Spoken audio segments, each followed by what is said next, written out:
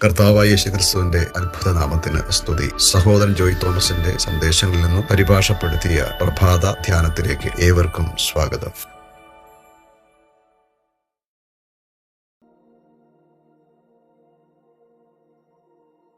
ആന്തരിക യാഥാർത്ഥ്യമില്ലാതെ ബാഹ്യമായി നാം പ്രദർശിപ്പിക്കുന്ന ആത്മീയ പെരുമാറ്റങ്ങളെല്ലാം ബാബിലോണിയൻ വസ്ത്രമാണ് എന്ന് നമുക്ക് മനസ്സിലാക്കാം. ഇതിൽ നിന്ന് നമ്മെ വിടുവിപ്പാൻ ദൈവത്തിന് മാത്രമേ കഴിയൂ. നാം കണ്ണുനീരോടെ ദൈവത്തെ അന്വേഷിക്കുന്നുവെങ്കിൽ ദൈവം തീർച്ചയായും നമ്മെ സഹായിക്കും. ഇതിനെക്കുറിച്ച് നമുക്ക് ജാഗ്രതയുള്ളവരാകാം. ബാബിലോണിയ വസ്ത്രങ്ങളിൽ നിന്നും ബാബിലോണിൻ്റെ എല്ലാ സ്വാധീനങ്ങളിൽ നിന്നും ദൈവം നമ്മെ വിടുവിക്കും. നമ്മുടെ ജീവിതങ്ങളെ ശോധന ചെയ്യുവാൻ ദൈവം സഹായിക്കുമാറാകട്ടെ. പരമ്പരാഗത ബാബിലോണിയൻ വിഭാഗീയ വ്യവസ്ഥകളിൽ നിന്നും നാം പുറത്തു വന്നിട്ടുണ്ടെങ്കിലും ആ ആത്മാവിന് ഇപ്പോഴും നമ്മിൽ പ്രവർത്തിക്കാൻ കഴിയുമെന്ന് നാം മനസ്സിലാക്കേണ്ടതുണ്ട്. പ്രിയരെ, ഇക്കാര്യത്തിൽ നാം ശ്രദ്ധയുള്ളവരായിരിക്കണം. അതുകൊണ്ടാണ് കർത്താവ് പരീശന്മാരെ ശക്തമായി എതിർത്തത് എന്ന് നാം മനസ്സിലാക്കണം. കപടത വീണ്ടും ബാബിലോണിൻ്റെ ആത്മാവാണ്. ആ കാര്യം നമുക്ക് ഓർമ്മിക്കാൻ പ്രിയരെ. കർത്താവ് അതിനെ വളരെ ശക്തമായി എതിർക്കുന്നു. അതുകൊണ്ടാണ് താൻ അവർക്കെതിരെ ഏറ്റവും ശക്തമായ വാക്കുകൾ ഉപയോഗിച്ച് അവരെ ശാസിച്ചത്. ദൈവം ബാബിലോണിനെ വെറുക്കുന്നു. ബാബിലോണിൻ്റെ ആത്മാവും ആ ആത്മാവിൽ നിന്ന് ഉളവാകുന്ന എല്ലാറ്റിലും ഇന്ന് എത്രമാത്രം കപടം കാണുന്നു എന്ന് നമുക്ക് മനസ്സിലാക്കാം.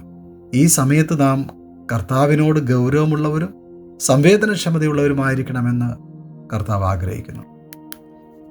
ഇവിടെ വേശ്യയും മണവാട്ടിയും തമ്മിലുള്ള വ്യത്യാസം നമുക്ക് കാണാം. വേശ്യ ബാഹ്യമായ അലങ്കാരത്തോടു കൂടി കാണപ്പെടുന്നു. ഇന്നത് വളരെ വാസ്തവം തന്നെയാണ്. ജനങ്ങളെ ആകർഷിക്കുകയാണ് അവളുടെ ലക്ഷ്യം. അവൾ ആന്തരികമായി സൗന്ദര്യവതി അല്ലെങ്കിലും ബാഹ്യമായി സുന്ദരിയായി ചമഞ്ഞ് മറ്റുള്ളവരെ ആകർഷിക്കുന്നതിലാണ് അവളുടെ ശ്രദ്ധ. അതിനാൽ കർത്താവ് വേശ്യ എന്ന പദമാണ് ബാബിലോണിനെ ഉപയോഗിക്കുന്നത്. അവൾ ആത്മീയമായി കാണപ്പെടുന്നു. കർത്താവിൻ്റെ നാമത്തിലാണ് അവളെല്ലാം ചെയ്യുന്നത്. എന്നിരുന്നാലും അത് ദൈവത്തിൻ്റെ പരിശുദ്ധാത്മാവിൽ നിന്ന് ഉള്ളതല്ല. ബാബിലോൺ സ്വർണം, വെള്ളി, വിലയേറിയ കല്ലുകൾ എന്നിവയാൽ ബാഹ്യമായി തന്നെ അലങ്കരിച്ചിരിക്കുന്നത് കൊണ്ട് പലർക്കും വ്യത്യാസം മനസ്സിലാക്കാൻ കഴിയുന്നില്ല. അവൾ ആത്മീയയായി കാണപ്പെടുന്നുവെങ്കിലും അവൾ കർത്താവിൻ്റെ നാമത്തിൽ കാര്യങ്ങൾ ചെയ്യുന്നതിനാലും ദൈവത്തിൻ്റെ സഭ പോലെ കാണപ്പെടുന്നു. എന്നാൽ വാസ്തവം അതല്ല. അവയെല്ലാം മനുഷ്യൻ്റെ ഉൽപ്പന്നമാണ്.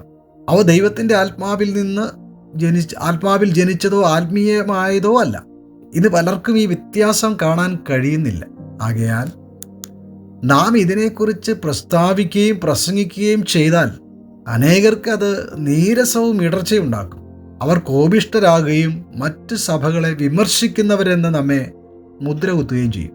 അവർ അങ്ങനെ പറയുന്നതിൻ്റെ കാരണം കർത്താവിൻ്റെ ശരീരമായ സഭ അഥവാ മണവാട്ടിയെക്കുറിച്ച് സത്യത്തെ കാണുവാൻ അവരുടെ കണ്ണുകൾ തുറന്നിട്ടില്ല എന്നുള്ളതാണ്.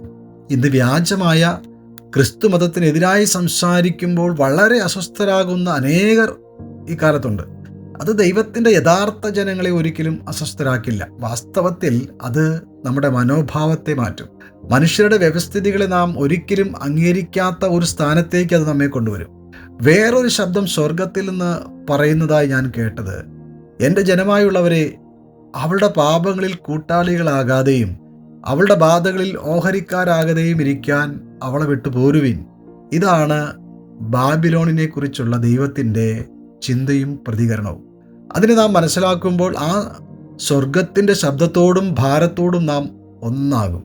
നാം ബാബിലോണിയൻ വസ്ത്രങ്ങളുടെ സംരക്ഷകരാകരുത്. ബാബിലോണിയൻ വ്യവസ്ഥിതികളുടെ സംരക്ഷകരും ആകരുത്.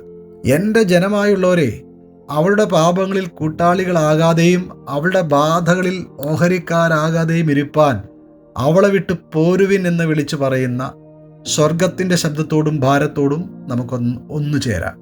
അവളുടെ പാപങ്ങളിൽ നാം പങ്കാളികളാകരുത്. അവളുടെ ബാധകൾക്ക് ഓഹരിക്കാരാകാതിരിപ്പാൻ അവളെ വിട്ട് പൂർണ്ണമായും നമുക്ക് വേർപെടുത്താം. അവളുടെ വസ്ത്രങ്ങളുടെയും ആത്മാവിനെയും പ്രവൃത്തികളെയും നമുക്ക് തിരസ്കരിക്കാം. അവളുടെ പ്രവൃത്തികളെ അംഗീകരിക്കരുത്, പിന്തുണയ്ക്കരുത്. മണവാട്ടിയെയും ക്രിസ്തുവിൻ്റെ ശരീരമായ സഭയെയും കുറിച്ച് ഒരു യഥാർത്ഥ ദർശനമുണ്ടെങ്കിൽ സ്വർഗത്തിൻ്റെ ശബ്ദത്തോടും ഭാരത്തോടും നാം ഒന്നാകും. നമ്മെ കുറ്റപ്പെടുത്തുന്നവരും വിമർശിക്കുന്നവരും അനേകരുണ്ടാകാം. പ്രിയരെ, നാം പ്രഥമമായി നമ്മെ തന്നെയാണ് വിമർശിക്കേണ്ടത്. അപ്പോസ്തലനായ പൗലോസ് തിമോത്തിയോസിനോട് പറയുന്ന വാക്കുകളെ നമുക്ക് ഓർക്കാം. നിന്നെ തന്നെയും ഉപദേശത്തെയും സൂക്ഷിച്ചു കൊള്ളുക, ഇതിൽ ഉറച്ചു നിൽക്കുക. അങ്ങനെ ചെയ്താൽ നീ നിന്നെയും നിന്റെ പ്രസംഗം കേൾക്കുന്നവരെയും രക്ഷിക്കും. നമ്മുടെ സ്വന്തം ജീവിതത്തിൽ ഏതെങ്കിലും ബാബിലോണിയൻ വസ്ത്രമോ ആത്മാവോ ഉണ്ടോ എന്ന് നാം പരിശോധിക്കേണ്ടതുണ്ട്. ഇന്ന് ക്രിസ്തീയ ലോകത്ത് ഉള്ള മനുഷ്യനാലും മനുഷ്യൻ്റെ ശക്തിയാലും മനുഷ്യൻ്റെ കഴിവിനാലും ഉത്ഭവിച്ച കാര്യങ്ങൾ നമ്മുടെ ജീവിതത്തിലുണ്ടോ എന്ന് പരിശോധിക്കേണ്ടത് അനിവാര്യമാണ്. പ്രിയമുള്ളവരെ, അവ മനുഷ്യനിർമ്മിത ഇഷ്ടികകൾ മാത്രമാണ് എന്ന് നാം മനസ്സിലാക്കണം. ദൈവം നമ്മെ സഹായിക്കട്ടെ എന്ന് നമുക്ക് പ്രാർത്ഥിക്കാം.